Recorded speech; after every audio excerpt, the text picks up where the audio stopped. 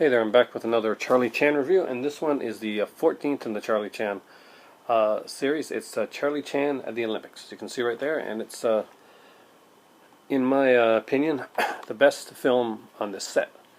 It is set in, the film came out in 1937, but the movie is set in 1936, actually in the 1936 Berlin Olympics, of all things. This movie starts out with an experimental aircraft that's can be remote controlled, and it's going to be used to fight in future wars, which I guess is kind of prophetic because this is, after all, 1936 Berlin that they're going to be going to in this film. The movie stars again Charlie Chan and Ki-Luke, who comes into it a little bit later. We get Charlie Chan's young son first, and gotta admit, and it's kind of the cute kid, but he's kind of annoying. So it's really good to see them when they actually get to Berlin. And one of the cool things is the guy that you see in the front there, the guy that plays Masters, that was Alan Lane, or Alan Rocky Lane, the Western star.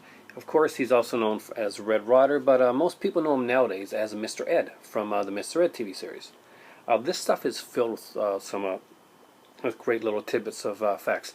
This one came out in 1937, and in 1937 the Mr. Moto series of movies were just starting. And the first Mr. Moto film was called Think Fast, Mr. Moto. If you look closely when they're reading, one person's reading a magazine, the story he's reading is actually Think Fast, Mr. Moto. So there's a nod to the competition in the film as well. This one is got a great storyline. Basically, there's not a, well, there's a bit of a mystery here. I gotta say, I did figure out the mystery in this one pretty easily.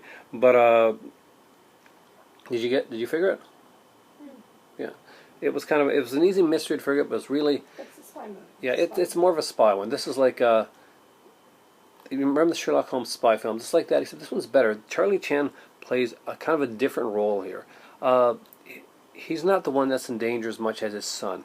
Again, Ki-Luke gets taken in this one, and we see kind of a more a shocked, a more humbled, a more worried Charlie Chan than we would normally see. And Warner Oland pulls it off magnificently. We see the weak, not the weak side, but like his weakness, his family, and how that affects him.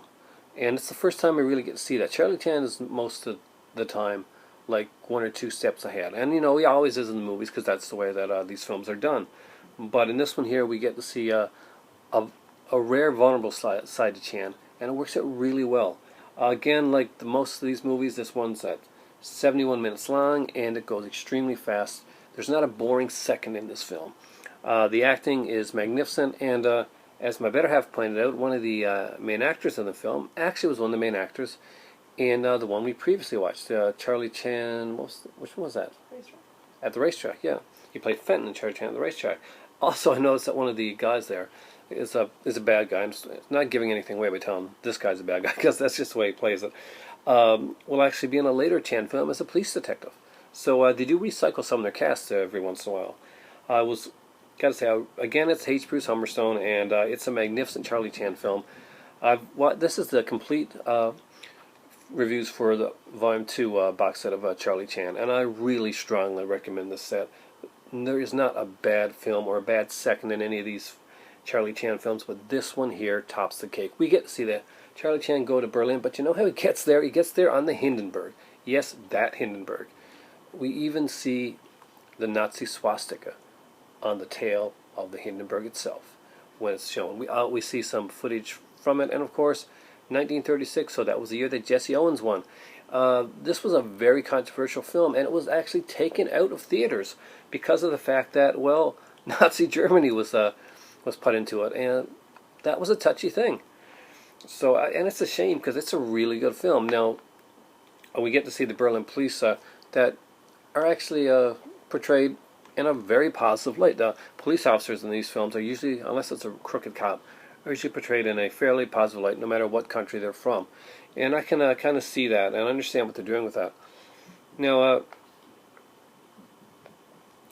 this was the right film to end this collection off with.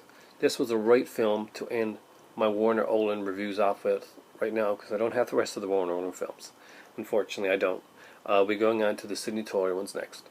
But Charlie Chan at the Olympics is a magnificent film. It's the best in the set in my collection. It's a strong, strong acting role for Warner Roland.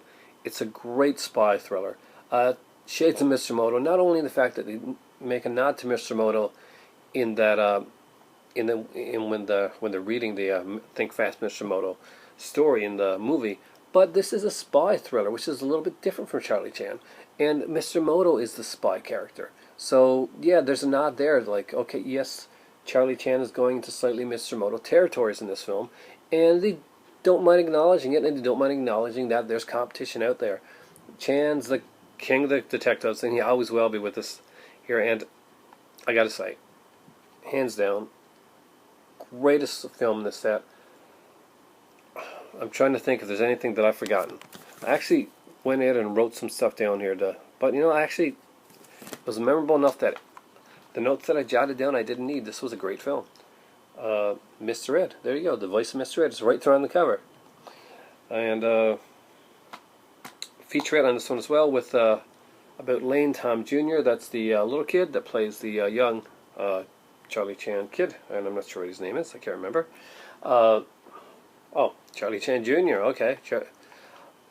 Little note. I was going through some of my stuff, and I realized that J. Carrol Naish, who actually played the villain in, well, he played the villain in a lot of films, and actually acted in one of the Charlie Chan films as well. He was in the circus film. Is the TV version of Charlie Chan in the 1950s, in the New Adventures of Charlie Chan. That is J. Carrol Naish. So, yeah, this is an extremely fascinating series, guys. Definitely pick this up. It's great, great, great series. This is a great film. I'm going to continue to review as many of these as I can, and I got to be honest with you, I'm looking on Amazon and eBay, and I'm thinking I want more. That's my review for Charlie Chan at the Olympics, an incredible film. Thanks a lot for watching, guys. Next time up, it's the start of the Sidney Toler ones, because unfortunately, Warner Roland had passed on, and Sidney Toler took over, and he took over for quite a while. So we're going to have a few movies of his there.